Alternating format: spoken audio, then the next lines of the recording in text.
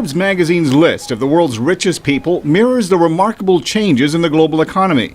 Magazine chairman Steve Forbes says of the 200 new billionaires this year, the majority are from the BRIC countries: Brazil, Russia, India, and China. And in terms of Asia Pacific, the number of increase in billionaires is almost 40%, a huge increase in wealth.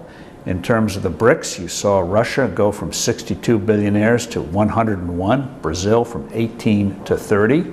And so what this underscores is that there is dynamism in the world economy, but it's not in the United States and it's not in Western Europe. The top of the list remains unchanged. Mexican media mogul Carlos Slim retains the top spot with a net worth of $74 billion. Microsoft founder Bill Gates is second with $53 billion after giving away $28 billion to charity. And investor Warren Buffett retains third place with $50 billion, up from $47 billion last year. But Russian social media billionaire Yuri Milner takes the front cover. His hometown Moscow has 79 billionaires, the most of any major city. The U.S. still has more billionaires than any other country, but the wealth gap is narrowing. The number of new billionaires in China has doubled. Robin Li, the CEO of search engine Baidu, is one of China's richest men with more than $9 billion. Forbes editor Russell Flannery says Li's success symbolizes the changes going on in China. We're really seeing the culmination of decades of successful economic reform in China.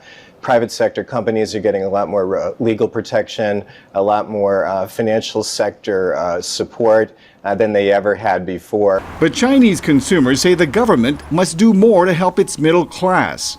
I think it is good news. It is good for our country to have more and more rich people. But I just feel the rich-poor gap is widening. So maybe the government can do something and make the ordinary people richer. That would be a better result. It's not just the Chinese who worry about the income gap. In the U.S., 10% of the people own about 38% of the nation's net worth. But Forbes says things are not so simple. So these are not people who are sitting on piles of jewels.